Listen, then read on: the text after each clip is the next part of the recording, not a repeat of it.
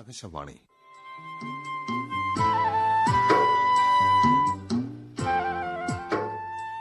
ക്ഷമാശീലന്റെ പേക്കിനാവുകളിൽ ചിലത്.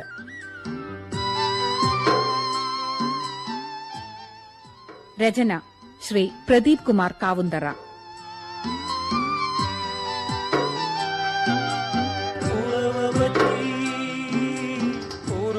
സംവിധാനം കോന്നിയൂർ വിജയകുമാർ, സി കൃഷ്ണകുമാർ.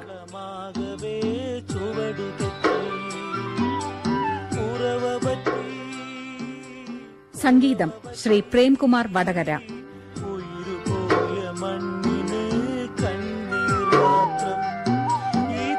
പങ്കെടുക്കുന്നവർ: കായലാട്ട് രവീന്ദ്രൻ, കെ സി കരുണാകരൻ പേരാമ്പ്ര, നിലമ്പൂർ മണി, ടി സുരേഷ്, വിശ്വൻ നന്മണ്ട, വിജയൻ കാരന്തൂർ, കാവിൽ സി ബാലൻ, രത്നമ്മ മാധവൻ, ബിന്ദു പുതുപ്പണം, ടി റാണി.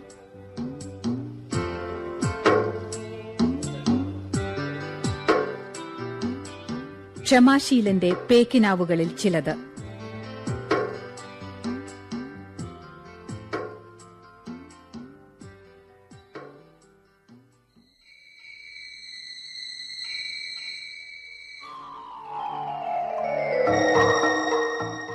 ഞാൻ ഇട്ടിക്കണ്ടി കുട്ടിക്കുറുപ്പ് മകൻ ക്ഷമാശീലൻ, മൂന്നാൺമക്കളിൽ മൂത്തവൻ.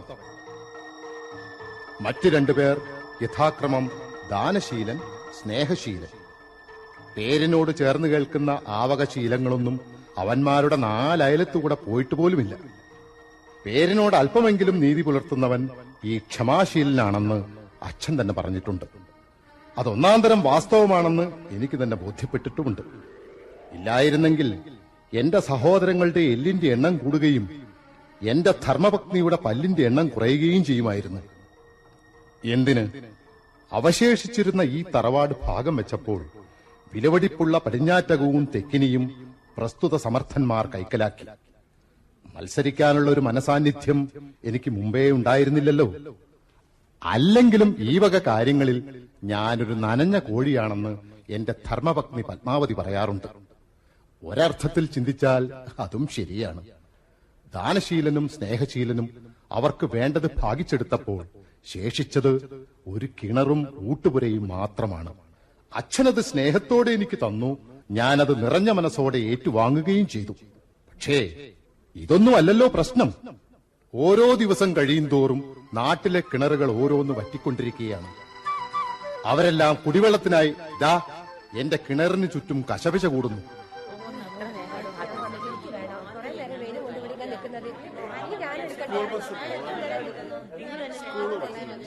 ഒരു സാധാരണക്കാരന്റെ കിണറിന് ചുറ്റും ഉൽപ്പാദിപ്പിക്കപ്പെടുന്ന ചില വൃത്തികെട്ട സംഘർഷങ്ങളുണ്ടല്ലോ, അത് തന്നെയാണ് എന്റെ ഈ കിണറിന് ചുറ്റും സംഭവിച്ചുകൊണ്ടിരിക്കുന്നത്.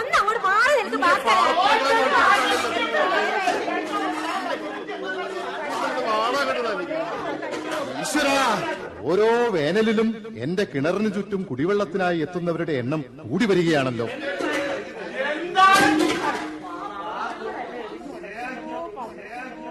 കിണറുകൾ വറ്റിവരണ്ടവർ, മനസ്സിലെ നന്മയുടെയും സദ്ഭാവങ്ങളുടെയും ഉറവ പറ്റിപ്പോയവർ, അവരാണ് ഉറവ പറ്റാത്ത എന്റെ കിണറിന് ചുറ്റും. അതെ, അവരാണ്. നിർത്തുന്നുണ്ടോ?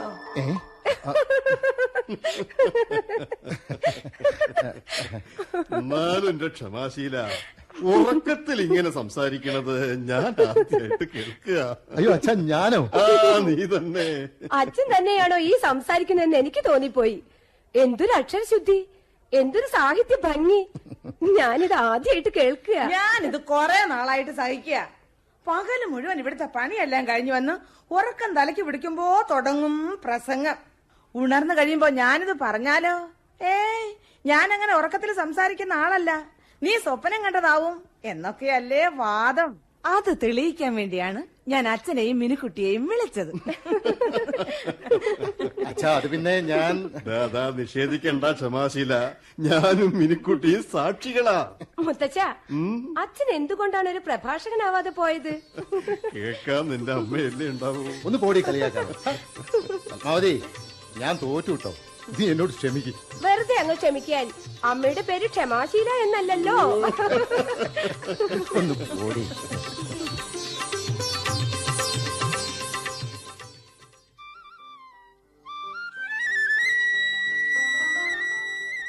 മോളെ, മിനിക്കുട്ടിയെ, ഛെ, ദേ, ഒന്ന് എഴുന്നേക്കണ്ടേ പെണ്ണേ. സൂര്യഭഗവാൻ ഉച്ചയിലെത്തി. എന്തൊരുറക്കായത്. പെൺകുട്ടികൾക്ക് ഇങ്ങനെ ഉറക്കം പാടുണ്ടോ? ഓ, ആണുങ്ങൾക്കാവായില്ലേ? എന്നല്ല പറഞ്ഞത്. പെണ്ണിന് അസലായിട്ടൊന്നും ഉറങ്ങാനും പറ്റില്ല എന്ന് വെച്ചാ? ശ്ശോ, എന്തൊരു ലോകാണിത്. അയ്യോ, അങ്ങനെയൊന്നും പറഞ്ഞതല്ലേ. പകല് കിടന്നുറങ്ങിയ കവിളൊക്കെ തടിച്ച് വീർത്ത് മുഖശ്രീ ഇല്ലാണ്ടാവില്ലേ? സൗന്ദര്യം ഉണ്ടായാലല്ലേ എന്റെ കുട്ടിയെ കെട്ടിക്കൊണ്ടു പോകാൻ ഒരു സുന്ദരം വരൂ. കണ്ടോ കണ്ടോ, കെട്ടിക്കൊണ്ടു പോവുക.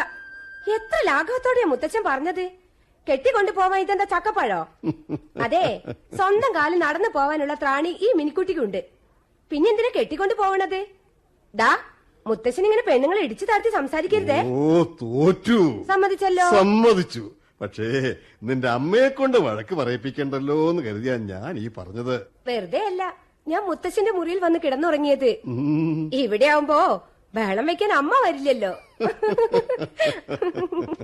ഈ ഇട്ടിക്കണ്ടി കുട്ടിക്കുറുപ്പിന്റെ മുറിയിൽ വന്ന് വഴക്കു പറയാനുള്ള ധൈര്യം ഇട്ടിക്കണ്ടി കുട്ടിക്കുറുപ്പിന്റെ ഒന്നാമത്തെ മകൻ ക്ഷമാശീലന്റെ ഭാര്യ പത്മാവതിക്ക് ഉണ്ടാവില്ലല്ലോ. എന്ന് തീർത്തു പറയാൻ പറ്റുമോ? ഇട്ടിക്കുറുപ്പ് ഇന്നൊരു കുട്ടിക്കുരങ്ങിന്റെ പരുവത്തിലല്ലേ കഴിയണത്.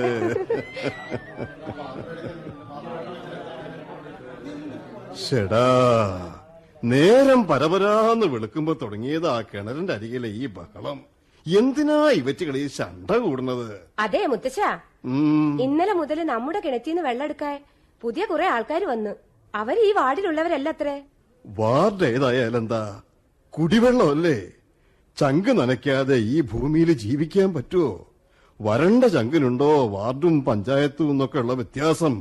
പ്രശ്നം അതല്ല മുത്തശ്ശ, അടുത്ത വാർഡിൽ ചിലര് കുടിവെള്ളത്തിന് കാശ് വാങ്ങുന്നുണ്ട് പോലും. ശിവ ശിവ, കിണറ്റിലെ വെള്ളത്തിന് കാശ് വാങ്ങേ? പണ്ടൊക്കെ ഇവിടത്തെ കിണറ്റിന്ന് വെള്ളം എടുക്കുന്നതിന് കീഴ്ജാതിക്കാരന് അയിത്തം കൽപ്പിച്ചിരുന്നു. എന്ന് വെച്ച് കുടിവെള്ളം നിഷേധിച്ചിരുന്നില്ല. ഞങ്ങൾ ആ വെള്ളം കോരിക്കൊടുത്തിരുന്നത്. അന്ന് തറവാട്ടിലെ കാരണവന്മാരോടൊക്കെ വല്ലാത്തൊരു വിദ്വേഷമായിരുന്നു എനിക്ക്. പക്ഷെ ഇപ്പൊ തോന്നുക അവരല്ല ദുഷ്ടന്മാര്. അയിത്തവും അനാചാരവും തുടച്ചു മാറ്റിയ ഇവരുടെയൊക്കെ മനസ്സിലാ ദുഷ്ടത. എല്ലാരും ഇങ്ങനെ വെള്ളം എടുത്താൽ നമ്മുടെ കിണറ്റിലെ വെള്ളം വറ്റില്ലേന്നാ ഈ വാർഡിലുള്ളവര് ഭയപ്പെടുന്നത്. ഈ കിണറ്റിലെ വെള്ളം പറ്റില്ല. പണ്ട് ഭഗീരഥൻ ആകാശഗംഗയെ പാതാള ലോകത്തിലേക്ക് കൊണ്ടുപോയ കൈവഴിയിലാ നമ്മൾ കിണർ കുത്തിയത്. ഗുരുകാരണവന്മാർക്കും തച്ചനും പഴിച്ചില്ല. തച്ചുശാസ്ത്രത്തിൽ അത്രേ അവഗാഹമുള്ള ഏതു തച്ചനാ ഇന്ന് ഈ ഭൂമുഖത്ത് ജീവിച്ചിരിക്കുന്നത്? പക്ഷേ വിദേശത്തുണ്ടത്രേ. അവര് പഠിച്ചു. വിദേശികൾ നമ്മുടെ നാട്ടില് കിണർ കുത്തുന്നുണ്ട് എന്ന് കേൾക്കണുണ്ട്. ഭഗീരഥന്റെ കൈവഴിയിൽ എവിടെയെങ്കിലും അവര് കിണർ കുത്തിയാ അന്ന് നമ്മുടെ കിണറ്റിലെ നീരുറവ നിലയ്ക്കും.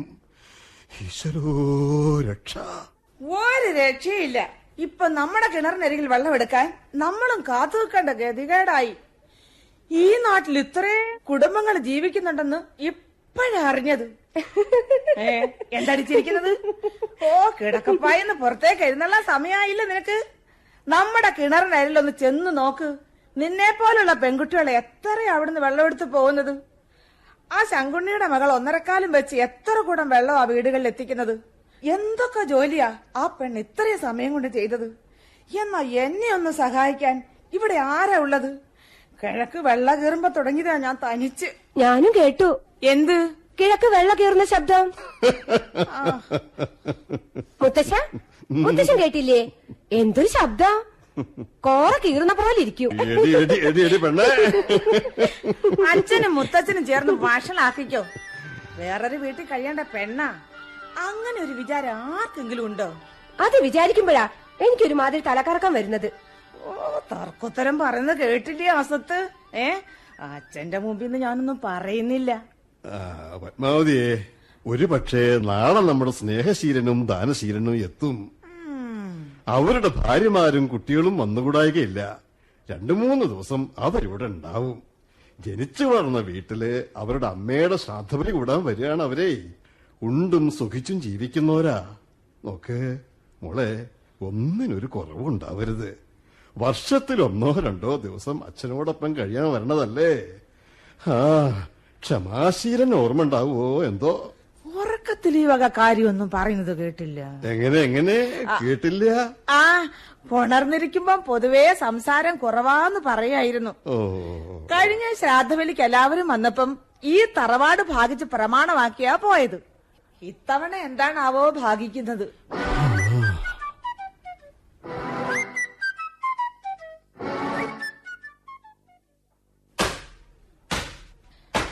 ആരെയും പറഞ്ഞിട്ട് കാര്യമില്ല. അനുഭവിക്കാനും വേണേ ഒരു യോഗം. അതെങ്ങനെയാ? രക്ഷപ്പെടണമെന്ന് അവനവനെ തോന്നണ്ടേ?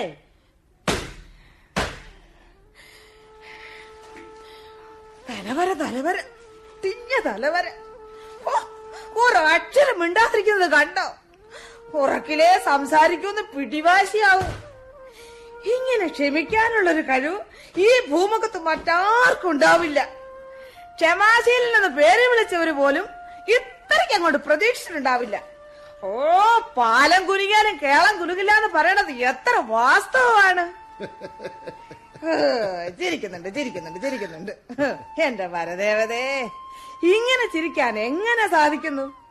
ബാക്കിയുള്ള ഒരു മനസ്സറിഞ്ഞ് ചിരിച്ച കാലം മറന്നു. ഇനിയിപ്പൊ ഞാനും മോളും കെട്ടിത്തൂങ്ങി ചത്തെന്ന് കേട്ടാലും ഇങ്ങനെ ചിരിക്കന്നെയാവും ഉണ്ടാവുക. പ്രാതലും കഴിഞ്ഞ് ഈ കിണറിന്റെ ചുറ്റുമതിൽ കയറി കിഴക്ക് പടിഞ്ഞാറ് നോക്കി ഒരൊറ്റ ഇരിപ്പ. ആകാശം കറക്കുന്നുണ്ടോ, മരം മുറിച്ചാ മഴ പെയ്യോ, കടല് പറഞ്ഞു പ്രളയം ഉണ്ടാവോ, ഇതൊക്കെയാ ഇവിടെ ഒരാളുടെ ആവലാതി. ഒരാവലാതിയും ഇല്ലാത്തവർ അലവലാതികളാണ് പത്മാവതി. എങ്ങനെ? അയ്യോ, നിന്നെ ഉദ്ദേശിച്ചല്ല ഞാൻ പറഞ്ഞത്. നിനക്ക് നമ്മുടെ കുടുംബത്തെ കുറിച്ച് ഓർത്ത ആവലാതിയുണ്ട്. ഓ, എനിക്ക് ഈ കിണറിന് ചുറ്റും സംഭവിക്കാനുള്ളതിനെ കുറിച്ചുള്ള ആവലാതിയും. പത്മാവതി, ഇവിടുന്ന് മൺമറഞ്ഞു പോയവർ നമുക്ക് വേണ്ടി ശുദ്ധവായുവും ശുദ്ധജലവും കാത്തു സൂക്ഷിച്ചിരുന്നു. നമ്മളോ വരും തലമുറയ്ക്ക് വേണ്ടി നമ്മൾ ഈ ഭൂമിയിൽ എന്താണ് ശേഷിപ്പിക്കുന്നത്? നമുക്ക് ശേഷം പ്രളയം എന്ന് വിശ്വസിക്കുന്നവരാണ് നമ്മളെല്ലാം. വല്ലപ്പോഴേ സംസാരിക്കൂ, അതോ ഇമ്മാതിരി കടുകട്ടിയും. അയ്യോ, എനിക്കൊരു കാര്യം പറയാനുണ്ടായിരുന്നു. നീ പറയാൻ പോകുന്നത് എനിക്കറിയാം. മിനിക്കുട്ടിയെ ആരുടെയെങ്കിലും കയ്യിൽ ഏൽപ്പിക്കണം. അതിനു മുമ്പ് നമ്മുടേതെന്ന് അവകാശപ്പെടാൻ നമുക്കൊരു വീട് വേണം. ഇതൊക്കെയല്ലേ നിനക്ക് പറയാനുള്ളത്? എത്ര തവണ കേട്ടതാ ഞാൻ. എത്ര കേട്ടാലും ഇളകാത്തൊരു മനസ്സാണല്ലോ നിങ്ങൾക്ക്.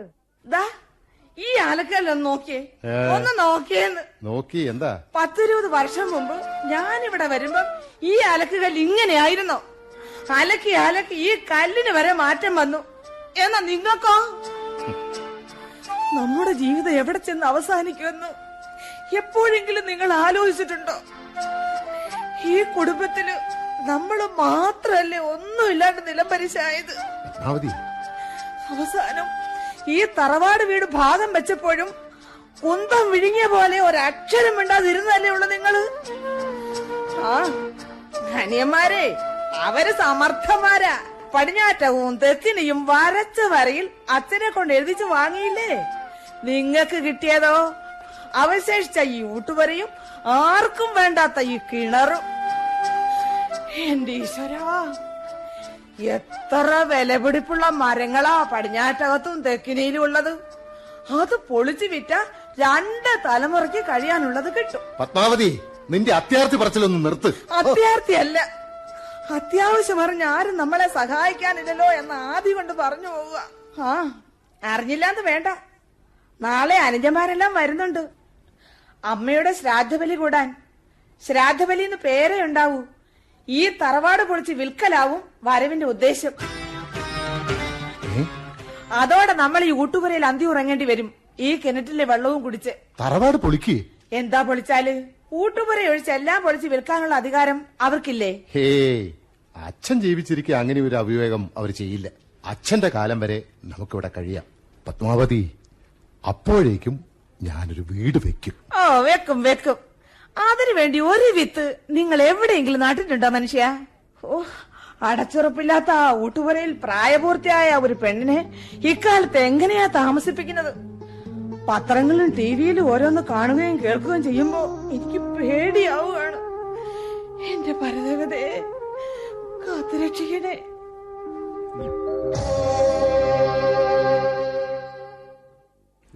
എന്ത് പറഞ്ഞിട്ടെന്താ കുഞ്ഞുമോളെ, അച്ഛന് സമനില തെറ്റിക്കഴിഞ്ഞു. അച്ഛനൊന്ന് ഇങ്ങോട്ട് വാ. എല്ലാം അച്ഛന്റെ തോന്നലാണ്. നീ എന്നെ വിട്. ഇല്ല. എന്താണോ നോക്കുന്നത്? എനിക്ക് പ്രാന്ത് തന്നെയാ. ഇല്ലേന്നോ? എന്താ സംശയം ഉണ്ടോ? ഇങ്ങോട്ട് നടക്കച്ച ഒന്ന്. എന്ത് പറഞ്ഞിട്ടെന്താ കുഞ്ഞുമോളെ, നിന്റെ അച്ഛന് സമനില തെറ്റിക്കഴിഞ്ഞു. ഓ, എല്ലാം അച്ഛന്റെ തോന്നലാണ്. എല്ലാ വർഷവും കുംഭമാസം പാതി എത്തുമ്പോ എന്റെ ബുദ്ധിയുടെ താളം തെറ്റാറുള്ളതല്ലേ? അച്ഛന്റെ ബുദ്ധിക്ക് പോയി കുഴപ്പമില്ല. അച്ഛൻ ഇങ്ങോട്ട് നടക്ക്. നീ എന്നെ കൈവിട്. ഇങ്ങോട്ട് നടക്കുന്ന. എങ്ങോട്ടാ എന്നെ കൊണ്ടുപോകുന്നത്? കഴിഞ്ഞ 10-15 വർഷമായിട്ട് എല്ലാ മധ്യവേനൽ അവധിയിലും ഒരു മുടക്കവും ഇല്ലാതെ എന്റെ സമനില തെറ്റാറുള്ളതല്ലേ?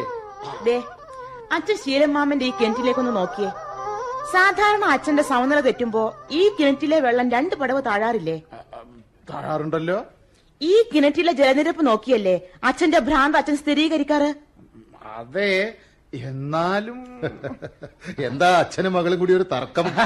ക്ഷമാശീല, എല്ലാ വർഷവും കുംഭമാസ ചൂടിൽ എന്റെ സമനില തെറ്റാറുള്ളതല്ലേ? ഇപ്പോതാ കുംഭവും കഴിഞ്ഞ് മീനം തുടങ്ങി, എന്നിട്ടും എനിക്ക് ഭ്രാന്തിന്റെ ഒരു ലക്ഷണവുമില്ല. ഇവിടെ ഓരോരുത്തര് ഭ്രാന്ത് വരാതിരിക്കാൻ പ്രാർത്ഥിക്കുക. ശങ്കുണ്ടിക്കാണെങ്കിൽ ഭ്രാന്ത് വരാത്തതിലാ വേവലാതി. ഓ, ഇത് ഒരുതരം ഭ്രാന്ത് തന്നെയാ. സമ്മതിച്ചല്ലോ. ഈശ്വരാ, എന്റെ ഒരു വിധി. വർഷങ്ങളായിട്ട് തളർന്നു കിടക്കുന്ന അമ്മ, വർഷത്തിൽ 6 മാസവും ഭ്രാന്ത് പിടിച്ചു നടക്കുന്ന അച്ഛൻ, ഇവർക്കിടയിൽ ഈ 1.5 കാലം കൊണ്ട് ഞാനും. എന്റെ ദൈവങ്ങളെ, എനിക്കെന്താ ഭ്രാന്ത് പിടിക്കാത്തത്? മോളെ, കൊച്ചു കുട്ടികൾക്ക് ഭ്രാന്ത് വരില്ല. ഭ്രാന്ത് വരണമെങ്കിൽ ഇച്ചിരി പ്രായവും പക്വതയൊക്കെ വേണ്ടേ? അച്ഛനെ പോലെ. ഇല്ലടോ ക്ഷമാശീല? അയ്യോ, എന്തിനാ കുട്ടി കരയുന്നത്? ഈ അച്ഛന് ഭ്രാന്തായാലെന്ത്, ഭ്രാന്തില്ലെങ്കിൽ എന്ത്? എന്നെ കൊണ്ട് വല്ല ഗുണമുണ്ടോ നമ്മുടെ കുടുംബത്തിന്? അമ്മ നിത്യരോഗി, അച്ഛനാണെങ്കിൽ ഒരു പാർട്ട് ടൈം ഭ്രാന്തൻ. ഇത് കേൾക്കുമ്പോ കുഞ്ഞുമോക്ക് സമൂഹത്തിൽ നിന്ന് സഹതാപവും സഹാനുഭൂതിയും വേണ്ടുവോളം ലഭിക്കില്ലേ? ഒരർത്ഥത്തിൽ ചിന്തിച്ചാൽ അച്ഛന്റെ ഭ്രാന്തും അമ്മയുടെ രോഗവും വിറ്റ് എങ്ങനെ കാശാക്കാമെന്ന് ചിന്തിക്കേണ്ട കാലമാണിത്. എനിക്കിപ്പോ അതല്ലടോ പ്രയാസം. നാട്ടിലെല്ലാരും ചോദിക്കാൻ തുടങ്ങിയിരിക്കുന്നു, എന്താ ശങ്കുണ്ണിയെ ഈ വർഷം ഭ്രാന്തില്ലേ എന്ന്. ചോദിക്കുന്നവരോടൊക്കെ ഞാൻ എന്താ പറയണ്ട ഈശ്വര? ഭ്രാന്ത് അന്വേഷിക്കുന്നവരുടെ മുമ്പില് നാണം കെട്ടു പോകുക മനുഷ്യൻ. നിങ്ങൾക്ക് ചിരിക്കാം. ഒരു ഭ്രാന്തന് ഭ്രാന്ത് നഷ്ടപ്പെടുമ്പോഴുണ്ടാകുന്ന വ്യഥ അത് അനുഭവിക്കുന്നവർക്കേ മനസ്സിലാകൂ. ക്ഷമാശീല, നിന്റെ കിണറ്റിലെ ജലനിരപ്പ് കാണുമ്പോ എനിക്ക് ഭ്രാന്തുണ്ടെന്ന് എങ്ങനെയാ ഞാൻ ധൈര്യപ്പെട്ട് പറയാ? ഇങ്ങനെ പോയാ എനിക്ക് ഭ്രാന്ത് പിടിക്കും. അതെ മോളെ, ഞാനൊന്ന് കണിയാനെ കണ്ടിട്ട് വരാം. കളം വരച്ച് കവടി നിരത്തി കണിയാൻ കൃത്യമായിട്ട് പറയും. മോളെ, ആരെങ്കിലും ചോദിച്ചാലേ അച്ഛന് തലയ്ക്ക് നല്ല സുഖമില്ലാത്ത ആളാന്ന് പറയണേ, ശ്രദ്ധിച്ചോണേ. കുഞ്ഞുമോൾ കരയാതെ മോളെ. എല്ലാം ക്ഷമിക്കാൻ പഠിക്കണം. ക്ഷമിച്ച് നീയും എന്നെ പോലെ ക്ഷമാശീലയാകണം. ശീലമാമൻ അറിയോ, ഈ കുടങ്ങളിൽ വെള്ളം നിറച്ച് 4-5 വീടുകളിൽ എത്തിച്ചാൽ 10-15 രൂപ എനിക്ക് കിട്ടും. ആ പണം കൊണ്ടാണ് ഇപ്പൊ ഞങ്ങളുടെ കുടുംബം നിവർത്തിച്ചു പോരുന്നത്. ഈ 1.5 കാലം കൊണ്ട് ഓരോ വീട്ടിലും വെള്ളം എത്തിക്കുമ്പോ ആ ദിവസത്തെ പ്രാരാബ്ദത്തിന്റെ പടവുകൾ ചവിട്ടി കയറുകയാ ഈ കുഞ്ഞുമോൾ. ഒരു മഴ പെയ്തിറങ്ങിയാൽ നിലച്ചു പോകുന്ന വരുമാനം, മാനത്ത് കാർമേഘങ്ങൾ ഉരുണ്ടുകൂടുന്നത് കാണുമ്പോ ഈ കുഞ്ഞുമോളുടെ മനസ്സിലാണ് ഇടിയും മിന്നലും. കുഞ്ഞുമോളെ, ഒരു മഴ പെയ്ത് ഈ മണ്ണും മനസ്സും കുളിരുന്നതും കാത്തിരിക്കുകയാണ് ഇവിടെ എല്ലാവരും. പക്ഷേ കുഞ്ഞുമോൾ മാത്രം. അമ്മയ്ക്ക് മരുന്ന് വാങ്ങണ്ടേ കുഞ്ഞുമോൾക്ക്?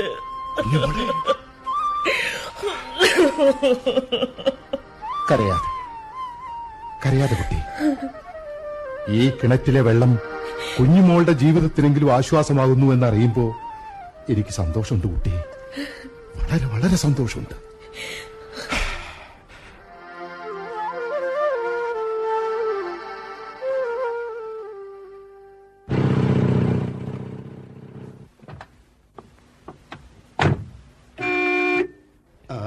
കാറ് വന്നല്ലോ. ഈശ്വരാ, എന്റെ കുട്ടികളാവും. ക്ഷമാശീല, പത്മാവതിയേ, ഇതെല്ലാവരും എവിടെ പോയി കിടക്കുക? മോളെ, മിനിക്കുട്ടിയേ. എന്തോ? അങ്ങോട്ട് വാ കുട്ടിയെ. ദാ നോക്ക്, നിന്റെ ചെറിയച്ഛന്മാരും വരികയാണ്. ചെറിയച്ഛന്മാര് തനിച്ചാണല്ലോ മുത്തച്ഛ. ധർമ്മപത്നികളും കുഞ്ഞുകുട്ടികളും കൂടെ ഇല്ലല്ലോ. നിന്ന് സംസാരിക്കാണ്ട് അങ്ങോട്ട് ചെന്ന് ആ ബാഗൊക്കെ ഇങ്ങോട്ട് എടുത്തു വെക്കേ. മുത്തച്ഛന്റെ ഒരു സന്തോഷം. എനിക്ക് പിന്നെ സന്തോഷമില്ലാണ്ടിരിക്കും എന്റെ കുട്ടിയെ. വർഷത്തിലൊരിക്കലും വരുന്നവരല്ലേ എന്റെ സ്നേഹശീലനും ദാനശീലനും ഒക്കെ. മുത്തച്ഛന്റെ ശീലന്മാരായ മക്കളിൽ മഹാശീലന്മാർ. പെണ്ണേ. ഇല്ല, ഞാൻ നിർത്തി. ചെറിയച്ഛന്മാരെ ഞാൻ ഇങ്ങോട്ട് ആദരിച്ച് ആനയിച്ച് എഴുന്നള്ളിച്ചോളാമേ. ചെറിയച്ഛന്മാർക്ക് ഹൃദ്യമായ സ്വാഗതം. ഊഷ്മളമായ സ്വാഗതത്തിന് ഹൃദയം നിറഞ്ഞ നന്ദി. എന്താണാവോ ചെറിയച്ഛന്മാരുടെ ആഗമന ഉദ്ദേശം? ശ്രാദ്ധബലി, അമ്മയുടെ ശ്രാദ്ധബലി. പിന്നെ ഈ മിനിക്കുട്ടിയെ കാണുക, 2-3 ദിവസം അച്ഛന്റെ കൂടെ കളിച്ച് രസിച്ച് ജീവിത ഉല്ലാസപ്രദമാക്കി തിരിച്ചു പോവുക, അത്ര തന്നെ. ഞാനും വരുന്നു. അത് നമ്മുടെ ശങ്കുണ്ണിയല്ലേ? ഇയാൾക്ക് ഇത്തവണ ഭ്രാന്ത് ഇടയില്ലേ? ഭ്രാന്ത് വരാത്തതിന്റെ പേരിൽ ഭ്രാന്ത് പിടിച്ച് നടക്കുകയാണ് ഈ ശങ്കുണ്ണിയേട്ടെ. സ്നേഹശീലനും ദാനശീലനും നാട്ടിലെത്തിയെന്ന് കേട്ടപ്പോ ഒരൊറ്റ ഓട്ട. രണ്ടുപേരും ഇങ്ങോട്ട് വന്നേ. എന്താ ശങ്കുണ്ണി? അതെ, ആരെങ്കിലും എന്നെ ദേഹോപദ്രവം ചെയ്യാൻ വന്നാല് തലയ്ക്ക് സുഖമില്ലാത്ത ആളാണെന്ന് പറയണേ. അതിന് ശങ്കുണ്ണിക്ക് ഇപ്പോൾ ഒരു കുഴപ്പമില്ലല്ലോ. കണ്ടോ, എല്ലാരും ഇങ്ങനെ പറയാൻ തുടങ്ങിയ ഞാൻ എന്താ ചെയ്യ? ഒരു ഭ്രാന്തന്റെ മുഖത്ത് നോക്കി ഇങ്ങനെ ക്രൂരായി നിനക്ക് ഭ്രാന്തില്ലാന്ന് പറയണത് മഹാപാപല്ലേ? അല്ല, ഇവിടെ ഇങ്ങനെ സംസാരിച്ച് നിന്നാ മതിയോ? മുത്തശ്ശൻ അവിടെ നിലത്ത് കാലുറക്കാതെ ചെറിയച്ഛന്മാരെ കാത്തു നിൽക്കുക. എങ്കിലും നീയും വാ ശങ്കുണ്ണി. അല്ല, ഞാൻ വരാ. പിന്നെ എനിക്ക് അത്യാവശ്യമായിട്ട് ഒരു 25 ഉറുപ്യ വേണമായിരുന്നു. ഞങ്ങളിൽ ആരോടാ ചോദ്യം? ദാനശീലനോടാണോ അതോ ഈ സ്നേഹശീലനോടാണോ? അല്ല, അതിപ്പോ ആരായാലും 25 ഉറുപ്യന്റെ കാര്യല്ലേ? എന്നാലും ഞങ്ങളിൽ ആരിൽ നിന്നാണ് ശങ്കുണ്ണി പ്രതീക്ഷിക്കുന്നത്? പറ. അതിപ്പോ സ്നേഹശീലനായാലും മതി. എന്തിനാ എന്നെ കെട്ടിപ്പിടിക്കുന്നത്? ശങ്കുണ്ണി, നിന്റെ ജീവിതം നരകതുല്യം തന്നെയാ. അതോർക്കുമ്പോ എന്റെ ഹൃദയം പൊട്ടിപ്പോവുക. എന്ത് ചെയ്യാൻ ശങ്കുണ്ണി? നമുക്കെല്ലാം ഇങ്ങനെ സ്നേഹിക്കാൻ മാത്രമല്ലേ പറ്റൂ. സ്നേഹമാണ് അഖിലസാരമൂഴിയിൽ ശങ്കുണ്ണി. ശങ്കുണ്ണി, സ്നേഹശീലന് സ്നേഹിക്കാൻ മാത്രമേ അറിയൂ. ദാനം ചെയ്യാറ് ഈ നിൽക്കുന്ന ദാനശീലനാ. അങ്ങോട്ട് ചോദിച്ചോളൂ. കാരണം സ്നേഹമാണ് അഖിലസാരമൂഴിയിൽ ശങ്കുണ്ണി. അറിയണ്ട, ഞാൻ അങ്ങോട്ട് ചോദിച്ചോളാം. അതെ, ദാനശീലം തന്നാലും മതി. പരോപകാരം പുണ്യം, അന്യനെ സഹായിക്കണം, അതെനിക്ക് നിർബന്ധമുള്ള കാര്യം. അതുകൊണ്ടാണല്ലോ അച്ഛൻ എനിക്ക് ദാനശീലൻ എന്ന് പേരിട്ടത്. ഇതാ ശങ്കുണ്ണി, ഈ പേഴ്സ് തന്നെ വാങ്ങിക്കൊള്ളൂ. അയ്യോ, അത് മടിക്കണ്ട, വാങ്ങിക്കൊള്ളൂ. ദാനം ചെയ്യുന്ന കാര്യത്തിൽ എനിക്ക് യാതൊരു ലിമിറ്റേഷനും ഇല്ല. ശങ്കുണ്ണി, വൈകിട്ട് തറവാട്ടിലേക്ക് വന്നോളൂ. ഞാൻ പെട്ടെന്ന് വരാം. വരൂ, വീട്ടിലേക്ക് നടക്കാം. എന്നാലും പേഴ്സ് മുഴുവനായിട്ട് അങ്ങ് കൊടുക്കേണ്ടതില്ലായിരുന്നു ചെറിയച്ഛ. മറ്റുള്ളവരുടെ പ്രാരാബ്ദങ്ങൾ കേട്ടാൽ എന്റെ മനസ്സങ്ങ് അലിഞ്ഞു പോകും. ആരെങ്കിലും വന്ന് ആവശ്യപ്പെട്ടാൽ അതെത്ര വിലപിടിപ്പുള്ളതാണെങ്കിലും ഞാനെടുത്ത് അങ്ങ് കൊടുത്തു പോകും. കഴിഞ്ഞ ദിവസം ഒരു പാവം മനുഷ്യൻ സമയം എത്രയായി എന്ന് ചോദിച്ചു. വേഗം ഞാൻ എന്റെ വാച്ചഴിച്ച് അയാൾക്ക് അങ്ങ് കൊടുത്തു. നമ്മളെ കൊണ്ട് ഇപ്പോ അത്രയ്ക്കൊക്കെ അല്ലേ ചെയ്യാൻ പറ്റൂ. ഇങ്ങനെ ദാനം ചെയ്താൽ ചെറിയച്ഛൻ ദരിദ്രനായി പോവില്ലേ? ദാനശീലൻ എന്നല്ലേ ഈ ചെറിയച്ഛന്റെ പേര്. അപ്പൊ പിന്നെ ദാനം ചെയ്തല്ലേ പറ്റൂ. ഇല്ലെങ്കിൽ പേരുദോഷമാവില്ലേ മോളെ? ഒരൊറ്റ മതമുണ്ടുലകിന്നുയരാം, പ്രേമമതൊന്നല്ലോ. പരക്കെ നമ്മെ പാലമൃതൂട്ടും പാർവണ ഓ ശശിബിംബം. മതി മതി മതി. ഹ, സ്നേഹിക്കുന്ന കാര്യത്തിൽ ഈ ചെറിയച്ഛന് മതമോ ജാതിയോ ആൺപൺ വ്യത്യാസമോ ഇല്ല മോളെ. അത് ഞാൻ കേട്ടിട്ടുണ്ട് ചെറിയച്ഛൻ. നേരോ? ചെറിയച്ഛന്റെ ഓഫീസിലെ ആരായിരുന്നു? എന്തായിരുന്നു പേര്? Nancy Joseph. അവരുടെ അടുത്ത് സ്നേഹം വിളമ്പിയതും അവരുടെ ഹസ്ബൻഡ് ചെറിയച്ഛന്റെ റൂമിൽ വന്നതും. നിർത്ത്. അച്ഛൻ കേൾക്കും. കുശലം പറച്ചിലൊക്കെ ഈ വഴിയിൽ വെച്ച് വേണോ? അച്ഛാ. അല്ല, എന്തിനാ അപ്പോ അച്ഛന്റെ കാല് പിടിക്കണേ? എന്റെ കുട്ടികള് വല്ല തെറ്റും ചെയ്തോ? ഇതുവരെ മനസ്സാ വാച. കർമ്മണ ഒരു തെറ്റും അച്ഛനോട് ഞങ്ങൾ ചെയ്തിട്ടില്ല. ഇനി ഭാവിയിൽ അങ്ങനെ വല്ല തെറ്റും സംഭവിച്ചു പോയാലോ എന്ന് കരുതി അഡ്വാൻസ് ആയിട്ടൊന്ന് പിടിച്ചു പോയതാ അച്ഛാ. കഴിഞ്ഞ തവണ രണ്ടുപേരും അച്ഛന്റെ കാല് പിടിച്ചപ്പം ആർക്കും കാലുപിടിയുടെ ഉദ്ദേശം പിടിയില്ലായിരുന്നു. പക്ഷേ ഇവിടുന്ന് തിരിച്ചു പോകുമ്പോഴേക്കും ഈ തറവാട് ബാധിച്ച് പ്രമാണം നിങ്ങൾ കൈക്കലാക്കി. ഇത്തവണത്തെ കാലുപിടിയുടെ ഉദ്ദേശം എന്താണാവോ? ഏടത്തി, ഏട്ടനെവിടെ? അയ്യോ, ഏടത്തി ഒന്നുകൂടി ക്ഷീണിച്ചു പോയല്ലോ. ഒന്ന് കറുത്തിട്ടുമുണ്ട്. എന്തൊരൈശ്വര്യമായിരുന്നു ഏടത്തിയുടെ മുഖത്തിന്. നമ്മുടെ ഏട്ടൻ ഏട്ടത്തിയുടെ കൈപിടിച്ചു വന്ന ദിവസം ഇപ്പോഴും എന്റെ കൺമുന്നിൽ തെളിയ. അമ്മ 5 തിരിയിട്ട നിലവിളക്കുമായി ഈ ഏടത്തിയെ സ്വീകരിച്ചപ്പോൾ ഏടത്തിയുടെ മുഖശ്രീ കൊണ്ട് അമ്മയുടെ കയ്യിലെ നിലവിളക്ക് നിഷ്പ്രഭമായി പോയില്ലേ? ആ പറഞ്ഞത് വാസ്തവം. കേട്ടോ ഏടത്തി, സത്യത്തിൽ എല്ലാ വർഷവും ഞാൻ ഇവിടെ ഓടിയെത്തുന്നത് ഏടത്തിയുടെ കൈകൊണ്ടുണ്ടാക്കിയ ചക്കപ്രഥമൻ കഴിക്കാനാ. എന്താ അതിന്റെ ഒരു രുചി! അത് കഴിക്കുമ്പോ സത്യത്തിൽ ഏടത്തിയെയും എടുത്തോണ്ട് ഈ ലോകം മുഴുവൻ ഒന്ന് ഓടിയാലോന്ന് തോന്നിപ്പോകാറുണ്ട് എനിക്ക്. എടുത്തോണ്ട് ഓടിക്കോ, പക്ഷേ നടുകുത്തനെ ഭൂമിയിലേക്ക് എറിയാതിരുന്നാ മാത്രം മതി. പത്മാവതിയെ, മോളെ, സംസാരൊക്കെ ഇനി പിന്നെ. ഇവർക്ക് യാത്രാക്ഷീണം കാണും. കഴിക്കാൻ എന്തെങ്കിലുമൊക്കെ തയ്യാറാക്ക്. ദാ നമ്മുടെ ശങ്കുണ്ണിയേട്ടനല്ലേ ഓടി വരുന്നത്. എന്നാലും എന്റെ ദാനശീല, നീ ഇങ്ങനെ ദാനം ചെയ്യരുത്. നീ തന്ന പേഴ്സുമായി ഞാനൊരു ഹോട്ടലിൽ കയറി വയറ് നിറച്ചു ഭക്ഷണം കഴിച്ചു. കുറച്ച് വീട്ടിലേക്കും വാങ്ങി. പണം കൊടുക്കാനായി പേഴ്സ് എടുത്ത് തുറന്നപ്പോഴല്ലേ അതിനകത്ത് വെറും 40 പൈസയേ ഉണ്ടായിരുന്നുള്ളൂ. വെറുതെ അല്ല പേഴ്സോടെ ദാനം ചെയ്തത്. മുത്തശ്ശന്റെ മക്കൾക്ക് സത്യശീലൻ എന്ന പേര് വിളിക്കാതിരുന്നത് ഏതായാലും നന്നായി. മിനിക്കുട്ടി.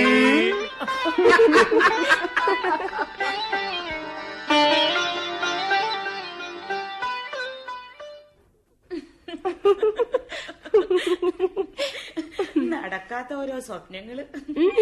ഇത് വെറും സ്വപ്നങ്ങളല്ല കുഞ്ഞുമോളെ. ഈ മിനിക്കുട്ടി വളരെ പ്രാക്ടിക്കലാണ്. ദാ ഇങ്ങോട്ട് നോക്കിയേ, സാമാന്യം തെറ്റില്ലാത്ത സൗന്ദര്യമില്ലേ എനിക്ക്? ഓ ഉണ്ട്. ഈ സൗന്ദര്യം ഇഷ്ടപ്പെടുന്ന ഒരു കോന്തൻ ഒരു ദിവസം എന്നെ തേടി വരാതിരിക്കയോ? കോന്തനോ? ഈ സുന്ദരി പെണ്ണിന് ഒരു സുന്ദരൻ തന്നെ വേണ്ടേ? വേണമെന്നില്ല, പക്ഷേ ഒരു പണച്ചാക്കായിരിക്കണം. സ്വന്തമായ ഒരു ബംഗ്ലാവും കാറും ചെത്തി നടക്കാൻ മനസ്സുള്ള ഒരാളെയാണ് ഞാൻ കാത്തിരിക്കുന്നത്. ഒരു പണച്ചാക്ക് നിന്നെയും തേടി വരാൻ ഈ വീട്ടിൽ എന്താ ഉള്ളത്? പറഞ്ഞല്ലോ, ഞാൻ ശ്രദ്ധയോടെ സൂക്ഷിക്കുന്ന എന്റെ ഈ സൗന്ദര്യം. അല്ലാതെ അച്ഛന്റെ ബാങ്ക് ബാലൻസ് കണ്ടിട്ട് എന്നെ സ്വീകരിക്കാൻ ആരും വരില്ലെന്ന് എനിക്കറിയാം. മിനിക്കുട്ടി, ആ കളപറത്തിൽ കഴിഞ്ഞെങ്കിൽ ഒന്ന് ഇങ്ങോട്ട് വരുവോ? ഇതാ വരുന്നു. ചെറിയച്ഛന്മാര് വന്നിട്ടുണ്ട്. അമ്മയുടെ ജോലി കൂടി. ദേ മിനിക്കുട്ടി, അടുക്കളയിലേക്ക് കയറണ്ട കേട്ടോ. പുകയടിച്ച സൗന്ദര്യം കുറഞ്ഞു പോകും. ഓ, നീ കളിയാക്കൊന്നും വേണ്ട. ഇനിയിപ്പൊ അമ്മ വയ്യാതെ കിടന്നാ പോലും ഞാൻ അടുക്കളയിൽ കയറുന്ന പ്രശ്നമില്ല. നമ്മുടെ ജീവിതത്തിന് വേണ്ടി സ്വഭാവം അല്പം ചീത്തയാകേണ്ടി വന്നാൽ പോലും എനിക്ക് എന്റെ ജീവിതം തന്നെയാ മോളെ വലുത്. ഓ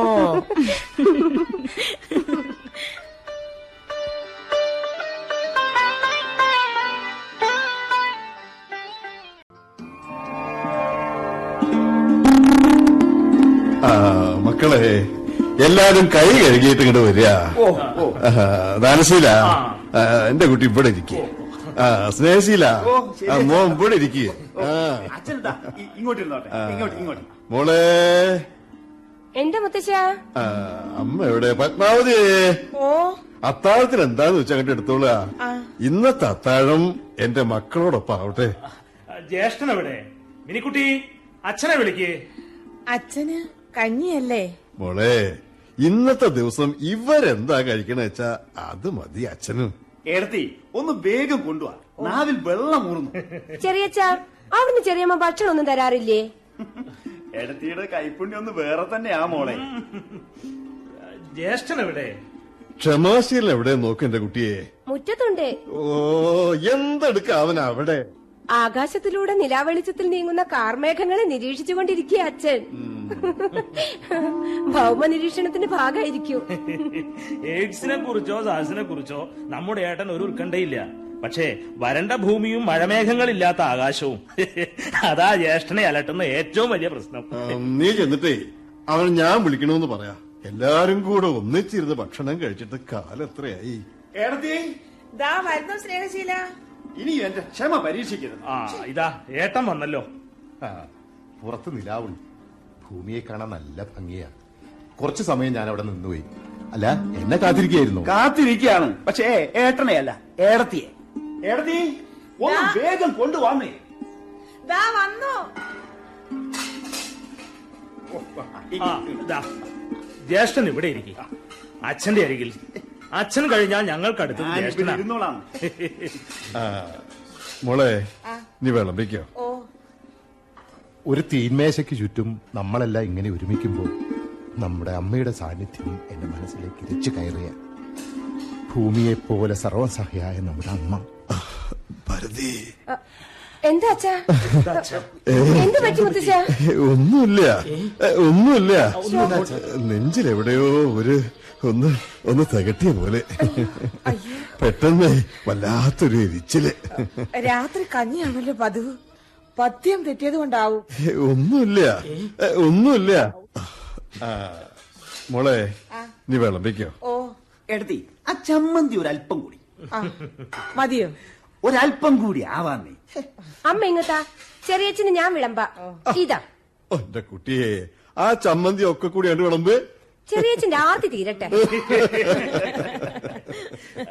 അച്ഛാ, ഇപ്പൊ നമ്മൾ എല്ലാവരും ഉണ്ടല്ലോ, ഗൗരവമായ ഒരു കാര്യം പറയാനുണ്ടായിരുന്നു. അത്താഴത്തിന് ശേഷം ഗൗരവപ്പെട്ടതൊന്നും പറയരുതെന്ന ആ ശാസ്ത്രം. അതിന് അത്താഴം കഴിഞ്ഞില്ലല്ലോ. ചേച്ചി ഇങ്ങോട്ട് വിളമ്പിക്കോളൂ. നാളെയും സമയമുണ്ടല്ലോ സ്നേഹശീല. കാലത്ത് ശ്രാദ്ധബലി കഴിഞ്ഞിട്ട് സംസാരിച്ചാ പോരെ? ആ, ഞാനും സ്നേഹശീലനും നഗരത്തിൽ ജീവിക്കുന്നവരാ. ഞങ്ങളുടെ ജീവിതം ക്ലോക്കിലെ സെക്കൻഡ് സൂചി പോലെയാ. വിശ്രമം ഉണ്ടാവില്ല. ഇന്ന് തന്നെ സംസാരിച്ച് കാര്യങ്ങളെല്ലാം പരസ്പരം പറഞ്ഞ് മനസ്സിലാക്കി കഴിഞ്ഞാ നാളെ ബലി കഴിഞ്ഞാലുടനെ ഞങ്ങൾക്ക് അടുത്ത നടപടികളാവാലോ. നടപടികളോ?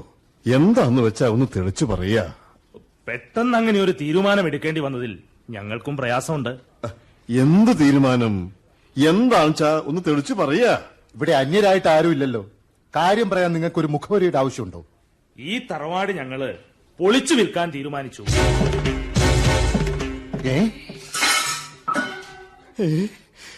ഞാൻ ജീവിച്ചിരിക്കെ ഇത് പൊളിച്ചു വിൽക്കേ? അതെ, വിൽക്കാൻ ആളെ ഏർപ്പാടാക്കിയിട്ടുണ്ട്. നാളെ കച്ചവടത്തിന് ആള് വരുമ്പോ ഒരു പ്രയാസവും ഉണ്ടാവരുതെന്ന് വെച്ചാ ഇപ്പോഴേ പറഞ്ഞത്. ഓഹോ, അപ്പോ എല്ലാം തീരുമാനിച്ചുറപ്പിച്ചാ വന്നതല്ലേ? അതെ. ഇങ്ങനൊരു തീരുമാനം എടുക്കുമ്പോ ക്ഷമാശീലനും പത്മാവതിയും മിനിക്കുട്ടിയും ഈ വൃദ്ധനും എവിടെ താമസിക്കണമെന്നും നിങ്ങൾ തീരുമാനം എടുത്തു കാണുമല്ലോ. അതേപ്പറ്റി ഒന്നും ചിന്തിക്കാനുള്ള സമയം ഞങ്ങൾക്ക് കിട്ടിയില്ല. നമ്മളെ പറ്റിയൊക്കെ ഓർക്കാൻ ഇവർക്ക് എവിടെയാണ് അച്ഛാ സമയം? ഞാൻ എഴുന്നേൽക്കുന്നു. നീ ഇവിടെ ഇരിക്കേ, വല്ലതും കഴിച്ചിട്ട്. ഇന്നത്തെ അത്താഴം തൃപ്തിയായ തൃപ്തിയായി. വയറും മനസ്സും നിറഞ്ഞു തുളുമ്പുകയാണ്. ഈ തറവാട് പൊളിക്കുന്നതിനെ പറ്റി അച്ഛനൊന്നും പറയാനില്ലേ? അതും ചെറിയച്ഛന്മാരുടെ ഇഷ്ടപ്രകാരം നടക്കട്ടെ എന്നാണോ? മോളെ, എഴുതപ്പെടാത്ത ഈ ബന്ധങ്ങളെക്കാൾ എഴുതപ്പെട്ട പ്രമാണങ്ങളാണല്ലോ നിന്റെ ചെറിയച്ഛന്മാർക്ക് വലുത്. പിന്നെ എന്തിനാ കുട്ടി സ്നേഹം വാർന്നുപോയ വാക്കുകൾ കൊണ്ടൊരു തർക്കം? ക്ഷമാശീല, നീ പോവുകയാണോ? നീ ഇങ്ങനെ എല്ലാം നെഞ്ചിലേറ്റി ക്ഷമിക്കാൻ തുടങ്ങിയാൽ നിന്റെ ഭാര്യയും കുട്ടിയും വഴിയാധാരായി പോവില്ലേ?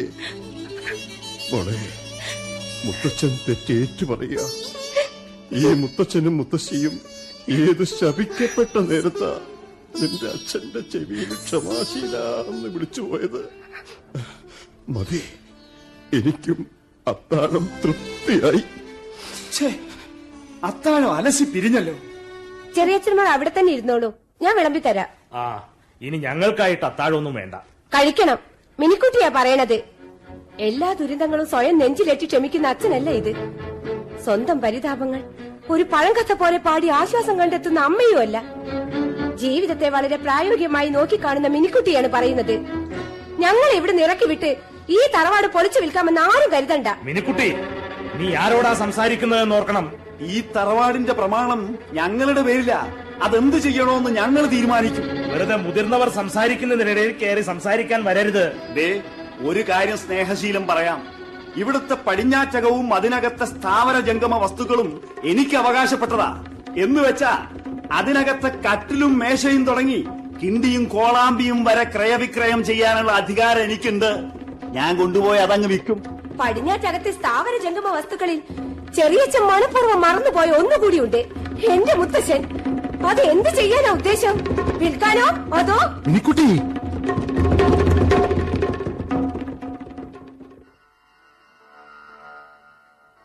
എള്ളും പൂവും ചന്ദനോ 3 പ്രാവശ്യം. ഇനി തീർത്ഥം 3 പ്രാവശ്യം.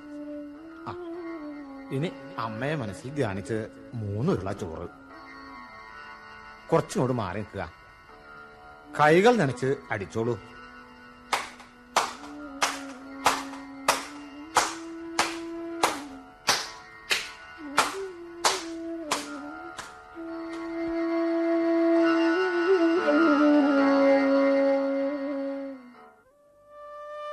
എല്ലാവരുടെയും മുഖത്ത് എന്താ ഇത്ര കനം? ഞങ്ങൾ ഞങ്ങളുടെ കാര്യം പറഞ്ഞു, ഞങ്ങൾ അത് ചെയ്യുകയും ചെയ്യും. അത്ര തന്നെ. സ്വന്തമെന്നും ബന്ധമെന്നും പറഞ്ഞ് ഇക്കാലത്ത് ജീവിക്കാൻ പറ്റില്ല. ഇവിടെ ജീവിക്കണമെങ്കിൽ പണം വേണം. പണം. അതെ, അതിനുള്ള വഴി അവനവൻ തന്നെ കണ്ടെത്തണം. ഞങ്ങൾക്ക് ഞങ്ങളുടേതായ പ്രശ്നങ്ങളില്ലേ? ഏട്ടനെയും കുടുംബത്തെയും സംരക്ഷിക്കാൻ ഞങ്ങളെ കൊണ്ട് പറ്റുമോ? കേട്ടോ മോളെ മിനിക്കുട്ടി, നീ ഇത്തിരി പ്രാക്ടിക്കലായി ചിന്തിക്കുന്നവളല്ലേ? പണം ഉണ്ടെങ്കിലല്ലേ ഇവിടെ എല്ലാവർക്കും ജീവിക്കാൻ പറ്റൂ. മോളെ, ചെറിയച്ചന്മാർക്ക് ചെറിയമ്മമാരെയും കുട്ടികളെയും നല്ല നിലയിൽ നോക്കണ്ടേ? അതിനുള്ള പണം ഞങ്ങൾ തന്നെ കണ്ടെത്തിയല്ലേ പറ്റൂ. അതെ, ഏട്ടൻ എല്ലാ കാര്യത്തിലും ഇങ്ങനെ നിസ്സംഗത പാലിച്ചാൽ എന്താ ചെയ്യാ? തറവാട് ഭാഗം വെച്ചപ്പോ ഏട്ടൻ ഒരഭിപ്രായമില്ലായിരുന്നു. അതെ, ഇക്കാലത്ത് കരയുന്ന കുട്ടിക്ക് പാലുള്ളൂ ഏട്ടാ. എന്താ ആരും ഒന്നും മിണ്ടാത്തത്? അത് തന്നെയാ എനിക്കും ചോദിക്കാനുള്ളത്. രക്ഷപ്പെടാനാണെങ്കിൽ ഏട്ടന്റെ മുന്നിൽ ഇനിയും മാർഗങ്ങളുണ്ട്. അതെ, പക്ഷെ ഈ സ്വഭാവം മാറ്റണം. ദേ, തയ്യാറാണെങ്കിൽ ഏട്ടന് 2 മാസം കൊണ്ട് നല്ലൊരു വീടുണ്ടാക്കാം. മിനിക്കുട്ടിയുടെ കല്യാണവും നടത്താം.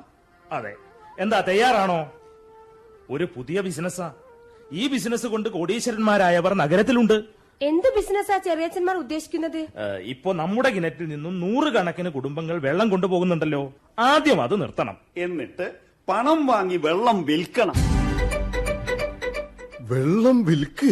നാട്ടും പുറത്ത് ജീവിക്കുന്നവർക്ക് ഇക്കാലത്ത് കുടിവെള്ളത്തിന്റെ വിൽപ്പന സാധ്യത എത്രയാന്നറിയില്ല. ഇപ്പോഴേ ഉറവ പറ്റാത്ത കിണറുള്ളവരെല്ലാം കുടിവെള്ളം കുപ്പിയിലാക്കി വിറ്റ് കോടീശ്വരന്മാരായിക്കൊണ്ടിരിക്കുക. അതിന് വിവരം വേണ്ടേ? വിദൂരമല്ലാത്ത ഭാവിയിൽ ഈ രാജ്യത്തെ ഏറ്റവും വലിയ ധനികൻ ഉറവ പറ്റാത്ത ഒരു കിണർ സ്വന്തമായിട്ടുള്ളവനായിരിക്കും. മതി മതി പ്രസംഗിച്ചത്. കുടിവെള്ളം വിറ്റ് ഈ കുടുംബത്തിനൊന്നും ആവണ്ട. കണ്ടോ കണ്ടോ, ഈ താ കുഴപ്പം. വെള്ളം വിൽക്കുന്നത് വലിയ അപരാധമൊന്നുമല്ല. രാജ്യങ്ങൾ തമ്മിൽ നദീജലം വിൽക്കുകയും വാങ്ങുകയും ചെയ്യുന്നില്ലേ? പച്ചവെള്ളം കുപ്പിയിലാക്കി വിൽക്കാൻ തുടങ്ങിയിട്ട് കാലെത്രയായി? നഗരത്തിൽ കഴിയുന്ന ഞങ്ങൾ പൈപ്പ് വെള്ളം പണമടച്ച് വാങ്ങുന്നവരാ. ദേ, ഒരു കാര്യം പറയാം. കാലത്തിനനുസരിച്ച് മാറാൻ കഴിഞ്ഞില്ലെങ്കിൽ ജീവിതത്തിന്റെ പുറംപോക്കിലേക്ക് തള്ളപ്പെടും. അത് മറക്കണ്ട. മാറിക്കോളൂ, എല്ലാവരും കാലത്തിനനുസരിച്ച് മാറിക്കോളൂ. പക്ഷേ ജന്മം കൊണ്ട് നമുക്കെല്ലാം ഒരു കോലമുണ്ട്. അത് മനുഷ്യന്റേതാണ്. ആ രൂപവും വെച്ച് ഒരു മൃഗത്തേക്കാൾ നികൃഷ്ടനാവാൻ ഞാൻ തയ്യാറല്ല. തയ്യാറല്ലെങ്കിൽ വേണ്ട. കാരണം ഏട്ടനെ കൊണ്ട് അതിനൊന്നും പറ്റില്ല. പകരം മറ്റൊരു നിർദ്ദേശം വെക്കട്ടെ. പടിഞ്ഞാറ്റകവും തെക്കിനിയും ഏട്ടൻ എടുത്തോളൂ. അത് പൊളിച്ച് മരങ്ങൾ വിറ്റാൽ ഏട്ടന് നല്ലൊരു വീട് വെക്കാം. ബാക്കി വരുന്ന പണം കൊണ്ട് മിനിക്കുട്ടിയുടെ വിവാഹവും നടത്താം. മക്കളെ, നിങ്ങൾ സത്യമാണോ ഈ പറയണത്? ഞങ്ങൾ പറഞ്ഞത് ഏട്ടന്റെ നന്മയ്ക്ക് വേണ്ടിയാ. ചെറിയച്ഛ സത്യമാണോ പറയുന്നത്? നിനക്കെന്താ സംശയം? ഏടത്തി എന്താ ഒന്നും മിണ്ടാത്തത്? ഇങ്ങനെ ഒരു നല്ല മനസ്സ് നിങ്ങൾക്കുണ്ടെന്ന് മനസ്സിലാക്കാൻ ഞാൻ വൈകി. പക്ഷേ ഏട്ടന്റെ പേരിലുള്ള ആ കിണറും ഊട്ടുവരെയും ഞങ്ങൾക്ക് തരണം. അത് നിങ്ങൾ എടുത്തോളൂ. സമ്മതം തരേണ്ടത് ഏട്ടനാണ്. എന്താ ക്ഷമാശീല നീ ഒന്നും പറയാത്തത്? സമ്മതമാണെന്ന് പറയാ അച്ഛാ. എന്താ ഒന്നും മിണ്ടാത്തത്? സമ്മതമാണെന്ന് പറഞ്ഞൂടെ? ക്ഷമാശീല, സമ്മതാണെന്ന് പറ മോനെ. സമ്മതമല്ല. അച്ഛാ, ഉറവ പറ്റാത്ത നമ്മുടെ ഈ കിണറ് സ്വന്തം പേരിലാക്കി കുടിവെള്ളം വിൽക്കാനുള്ള ഈ നീക്കത്തിന് ക്ഷമാശീലൻ അനുവദിക്കില്ല. ഒരു പക്ഷേ കുടിവെള്ളം ഞങ്ങൾ വിൽക്കുകയോ വിൽക്കാതിരിക്കുകയോ ചെയ്യും. ദേ, ഇനി ഞങ്ങൾക്കൊന്നും പറയാനില്ല. ഒരാൾ നന്നാവില്ലെന്ന് സ്വയം ശാഠ്യം പിടിച്ചാൽ ആര് വിചാരിച്ചാലും അയാളെ സഹായിക്കാനാവില്ല. അതെ, ഇത്രയും പറഞ്ഞത് ഏടത്തിയെയും മിനിക്കുട്ടിയെയും ഓർത്താ. ഏട്ടാ, സ്വന്തം ഭാര്യയെയും മക്കളെയും മറന്നുകൊണ്ടുള്ള ഈ വിശാല വീക്ഷണം ഏട്ടനെ അപകടത്തിലേക്ക് എത്തിക്കൂ. നോക്കൂ, കുറച്ചുകൂടി സമയം തരാം. പെട്ടെന്നൊരു തീരുമാനത്തിലെത്തുക. ഇല്ലെങ്കിൽ നാളെ തന്നെ ഈ തറവാട് പൊളിച്ചു വിൽക്കുന്ന നടപടിയിലേക്ക് ഞങ്ങൾക്ക് നീങ്ങേണ്ടി വരും. ഊട്ടുപുരയിൽ അന്തിയുറങ്ങാനാണ് യോഗമെങ്കിൽ എന്താ ചെയ്യ? നീ വാ. അച്ഛാ, സമ്മതാണെന്ന് പറയൂ അച്ഛാ.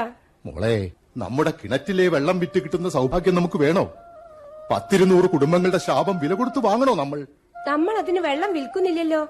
കിണറും ഊട്ടുപുരയും ചെറിയച്ഛന്മാർക്ക് കൈമാറിയിട്ട് തറവാട് നമ്മൾക്ക് കിട്ടുകയല്ലേ ചെയ്യുന്നത്. മോളെ, അവർ കിണറ്റിലെ വെള്ളം വിൽക്കും.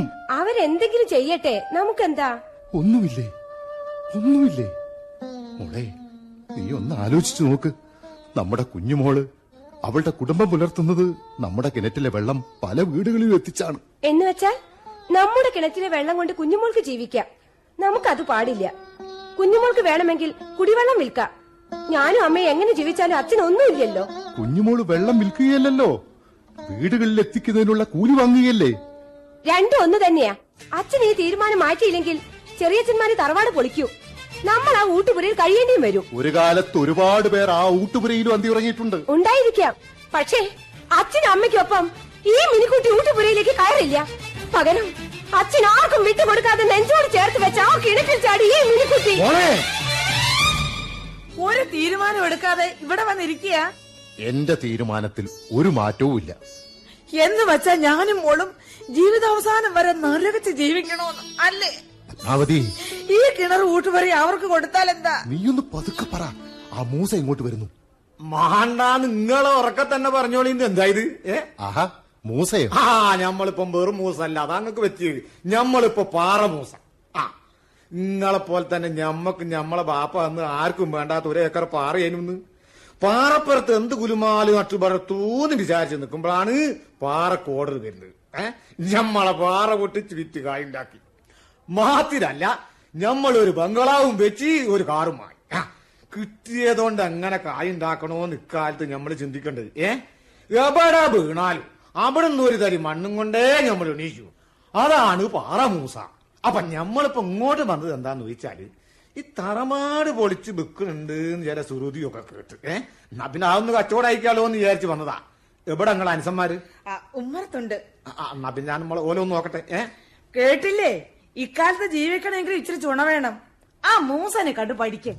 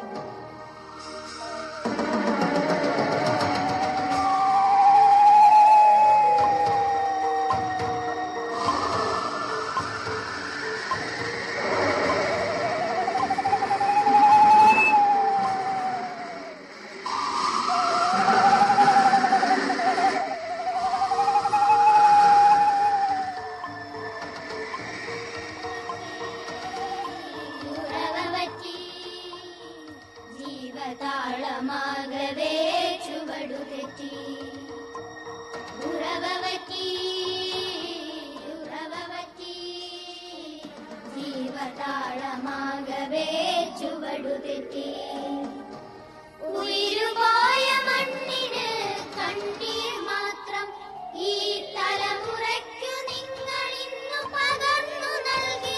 എന്തേ പകർന്നു നൽകി? എന്തേ പകർന്നു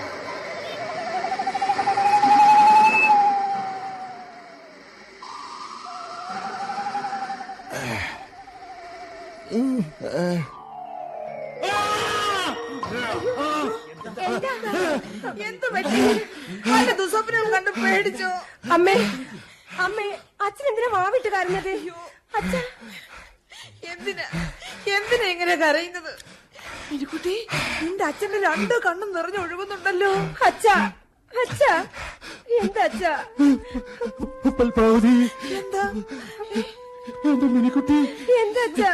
മിനിക്കുട്ടി, മോളെ, എനിക്ക് അച്ഛൻ കിടക്കുന്ന പടിഞ്ഞാറ്റകത്തേക്കുള്ള വഴി കാണിച്ചതാ. എനിക്കിന്ന് എന്റെ അച്ഛനെ കെട്ടിപ്പിടിച്ച് കിടക്കണം. ഞാനിവിടെ ഉണ്ട് കുട്ടിയെ. ഇതാ നിന്റെ അരികില്. അച്ഛാ, അച്ഛാ, അച്ഛാ, അച്ഛന്റെ നെഞ്ചിലേക്ക് ഈ മുഖമൊന്ന് അമർത്തിപ്പിടിക്കുക. അച്ഛാ, അമർത്തിപ്പിടിക്കുക.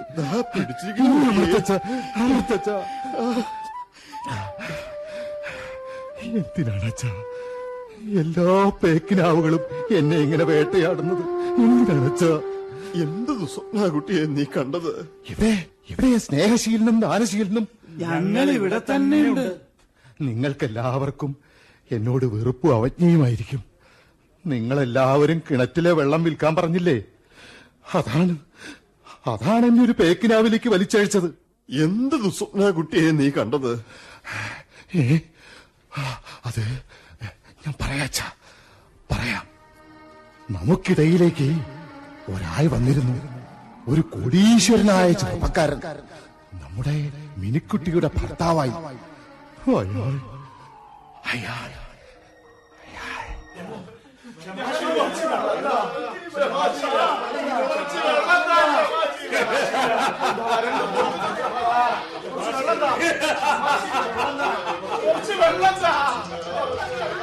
ആ പേരെനി വിളിച്ചിട്ട് കാര്യമില്ല.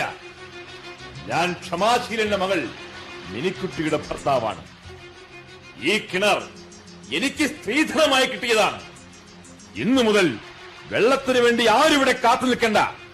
കുടിവെള്ളം കുപ്പികളിലാക്കി ഞാൻ വിപണിയിലെത്തിക്കുന്നുണ്ട്. കാശ് കൊടുത്ത് നിങ്ങൾക്ക് അവിടെ നിന്ന് വാങ്ങാം. പച്ചവെള്ളം പടച്ചോന്റെ സൃഷ്ടിയാണ്. ഈ കിണറ്റിലെ വെള്ളത്തിന് ഞങ്ങൾ കൂടി അവകാശപ്പെട്ട. പച്ചവെള്ളം മാത്രമല്ല, ഈ ഭൂമിയിലെ സകല ചരാചരങ്ങളും ദൈവസൃഷ്ടിയാണ്. പക്ഷെ നമ്മൾ മനുഷ്യർ ഭൂമിയും ആകാശവും അലകടലും നദികളും വന്യമരങ്ങളും പരസ്പരം പങ്കുവെച്ച് പ്രമാണങ്ങളാക്കിയിരിക്കുകയല്ലേ. അതേപോലെ ഉറവ പറ്റാത്ത ഈ ഒരു കിണറിന്റെ പ്രമാണം എന്റെ പേരിലാണ്. ഈ രാജ്യത്ത് പറ്റാത്ത ഈ തെളിനീരുറവ എനിക്ക് സ്വന്തമാണ്.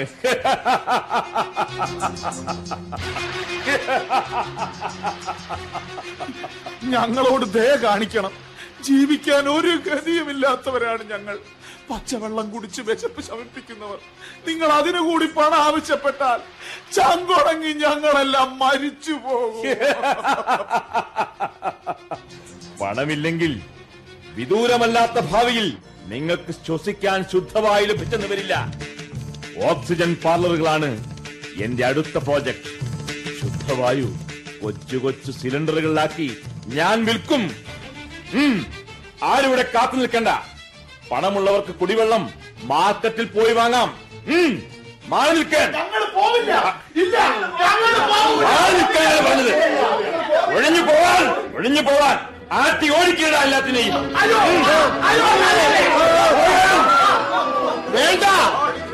വേണ്ട, അവരൊന്നും ചെയ്യരുത്. ഈ ഭൂമിയിലെ നീരുറവ ആരുടെയും സ്വന്തമല്ല. അവരൊന്നും ചെയ്യരുത്. ശബ്ദിച്ചു പോകരുത്. അച്ഛനും അമ്മയും എല്ലാ സൗഭാഗ്യങ്ങളും സുഭിക്ഷമായി ആസ്വദിച്ച് ഞങ്ങളുടെ ജീവിതത്തിൽ ഇടപെടാതെ കഴിഞ്ഞുകൊള്ളണം. ഞങ്ങൾക്ക് ഈ ആർഭാടങ്ങളൊന്നും വേണ്ട. പക്ഷേ ദാഹജലത്തിനു വേണ്ടി ചങ്കുപൊട്ടിക്കരയുന്നവർക്ക് നമ്മുടെ കിണറ്റിലെ വെള്ളം യഥേഷ്ടം ഉപയോഗിക്കാനുള്ള സ്വാതന്ത്ര്യം നൽകണം. പറഞ്ഞല്ലോ, ഇടപെടലുകൾ എനിക്കിഷ്ടമല്ല. കിണറ്റിലെ വെള്ളം വിൽക്കുന്നത് എനിക്കും ഇഷ്ടമല്ല. നിങ്ങളുടെ ഇഷ്ടവും അനിഷ്ടവും അന്വേഷിക്കേണ്ട കാര്യം എനിക്കില്ല. ഈ നാട്ടിലെ ഏറ്റവും വലിയ സമ്പന്നന്റെ മകൻ, 5 കാശിന് ഗതിയില്ലാത്ത ക്ഷമാശീലന്റെ മകളുടെ കഴുത്തിൽ താലി കെട്ടിയത് ഉറവ് പറ്റാത്ത ഈ കിണർ മോഹിച്ച് മാത്രമാണ്.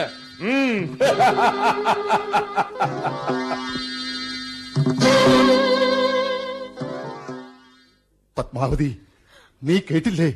കേട്ടു. ഇനി ഓരോന്ന് കാണുകയും കേൾക്കുകയും ചെയ്യാതെ അവസാനിപ്പിച്ചാൽ മതിയായിരുന്നു. എന്തൊരു ദുരവസ്ഥ. കാശില്ലാത്തവന് ദാഹജലം കിട്ടാത്ത കാലം, പണമുള്ളവന് മാത്രം ശുദ്ധമായി കിട്ടുന്ന അവസാന കാലം. നോക്കൂ, കുഞ്ഞുമോളല്ലേ ആ വരുന്നത്? എനിക്ക് ആ കുട്ടിയെ കാണണ്ട. ഈ കിണറിനെ ആശ്രയിച്ചായിരുന്നു അവളുടെ കുടുംബം കഴിഞ്ഞു പോന്നത്.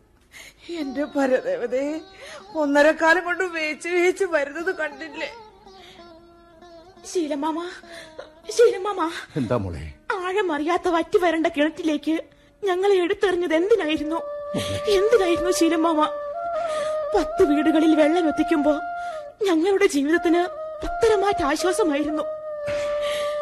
നിത്യരോഗിയായ അമ്മയുടെ വരണ്ട ചങ്ക് നനയ്ക്കാൻ, ചുട്ടുപൊള്ളുന്ന എന്റെ അച്ഛന്റെ നെറുകയിൽ തളിക്കാൻ ഒരു കൈക്കുടന്ന ശുദ്ധജലത്തിന് വേണ്ടി ഇനി ഈ കുഞ്ഞുമോളി ഈ ഭൂമുഖത്ത് ഏത് നീരുറവ തേടിയാ പോവേണ്ടത്?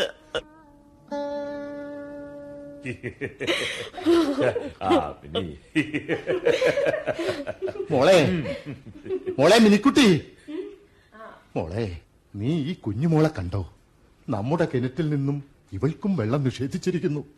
മോളെ, നീ അയാളോട് പറ, വെള്ളം വിറ്റുണ്ടാക്കുന്ന സൗഭാഗ്യം നമുക്ക് വേണ്ട. മിനിക്കുട്ടി, എനിക്ക് വേണ്ടിയെങ്കിലും. നിങ്ങളല്ല എന്താ ഈ പറയുന്നത്? അദ്ദേഹം ഒരു ബിസിനസ്സുകാരനാണ്. ഞാൻ അയാളുടെ ഭാര്യയും. അദ്ദേഹത്തിന്റെ വ്യവസായത്തിൽ ഞാൻ എങ്ങനെ ഇടപെടും? നമുക്ക് വേണ്ടതെല്ലാം അദ്ദേഹം ചെയ്തു തരുന്നില്ലേ? ഈ നാടിന്റെ മുഴുവൻ ഉത്തരവാദിത്വവും ഏറ്റെടുക്കാൻ അദ്ദേഹം ആരാ? ഇവിടുത്തെ രാജാവോ? അത്തരം കാര്യങ്ങളിൽ ഞാൻ ഇടപെടില്ല. കാരണം അദ്ദേഹത്തിന് അത് ഇഷ്ടമല്ല. ഡ്രൈവർ വണ്ടി എടുക്കൂ.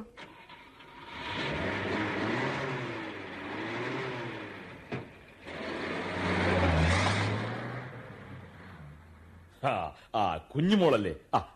ഇങ്ങോട്ടിരിക്കൂ. ഇനി പറഞ്ഞോളൂ. ഈ കിണറ്റിലെ വെള്ളം കൊണ്ടാണ് ഞങ്ങളുടെ കുടുംബം ജീവിച്ചിരുന്നത്. അതുകൊണ്ട് കുഞ്ഞുമോൾക്ക് വെള്ളമെടുക്കാനുള്ള അനുവാദം വേണം. അനുവാദം തരാം. പക്ഷേ കുഞ്ഞുമോളെ, വിട്ടുവീഴ്ചകൾ എന്തൊരു കാര്യത്തിനും ആവശ്യമാണ്. ആരെയും ഭയപ്പെടാതെ കുഞ്ഞുമോൾക്ക് കിണറ്റിൽ നിന്നുള്ള വെള്ളമെടുക്കാൻ അനുവാദം ഞാൻ തന്നിരിക്കുന്നു. എന്നെ അനുസരിച്ചാൽ നിനക്കും നല്ലത്.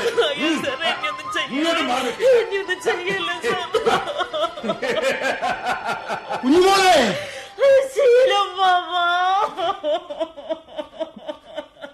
കുഞ്ഞുമോളെ, കുഞ്ഞുമോളെ, പത്മാവതി, നീ കണ്ടില്ലേ നമ്മുടെ കുഞ്ഞുമോള്?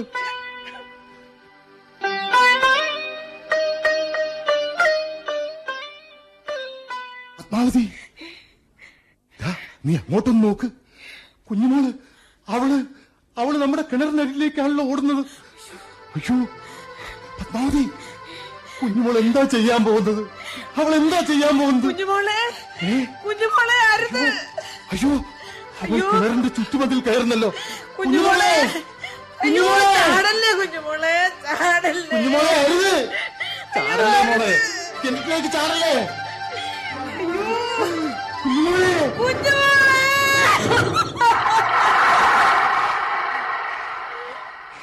അയ്യോ, ഓടി വരണേ, ഒന്ന് ഓടി വരണേ, കുഞ്ഞുമോളെ രക്ഷിക്കണേ. അവധി, ആരൊക്കെയോ ഇങ്ങോട്ട് ഓടി വരുന്നുണ്ട്. ആ വരുന്നത് നമ്മുടെ നാട്ടുകാരല്ലല്ലോ, ആയുധങ്ങളുമായാണല്ലോ അവർ വരുന്നത്. ഈശ്വര, എന്തൊക്കെ വേഷങ്ങൾ, എന്തൊക്കെ ഭാഷകളിലാണ് അവർ സംസാരിക്കുന്നത്. അവര് നമ്മുടെ കിണറിന് നേരെ വരുന്നു. പത്മാവതി, അവർ നമ്മുടെ കിണറിന് വേണ്ടി വരുന്നവരാണ്.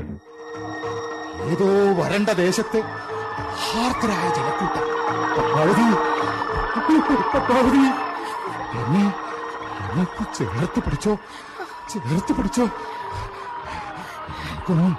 വേഗം ആ കിണറ്റിലേക്ക് ചാടാം. നമുക്കും ചാടാം.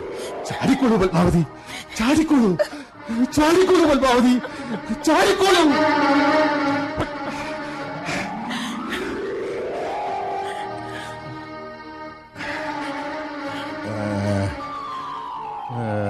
മോനെ, എടാ മോനെ,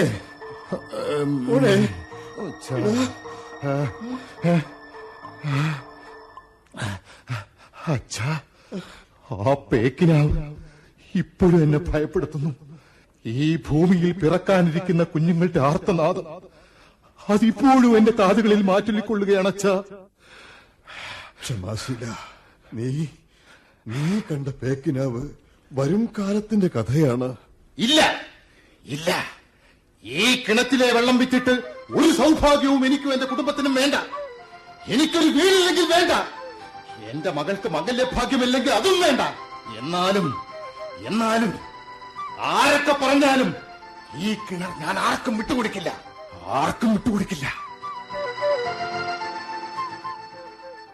ഇത് ഈ നീരുറവ എനിക്ക് എന്റെ അച്ഛനിലൂടെ ലഭിച്ചതാണ്. അത് ഞാൻ എന്റെ മക്കളിലൂടെ തലമുറകളിലേക്ക് പകർന്നു കൊടുക്കും. ഈ ഭൂമിയിൽ പിറക്കാനിരിക്കുന്ന കുഞ്ഞുങ്ങൾക്ക് വേണ്ടി ഞാൻ നിങ്ങളോട് യാചിക്കുകയാണ്, ഒരു പ്രാർത്ഥനയോടെ. നമുക്ക് ശേഷം നമ്മുടെ പരമ്പരയ്ക്ക് വേണ്ടി നമ്മുടേതായ ചില ശേഷിപ്പുകൾ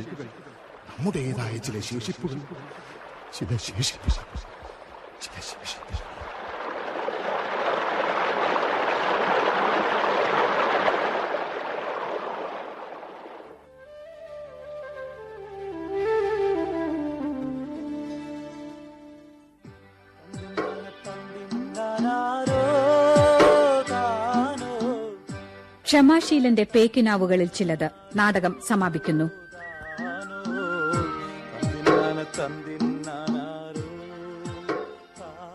രചന ശ്രീ പ്രദീപ് കുമാർ കാവുന്തറ.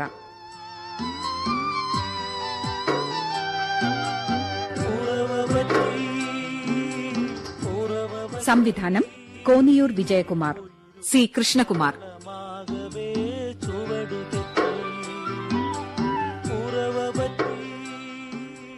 സംഗീതം ശ്രീ പ്രേംകുമാർ വടകര.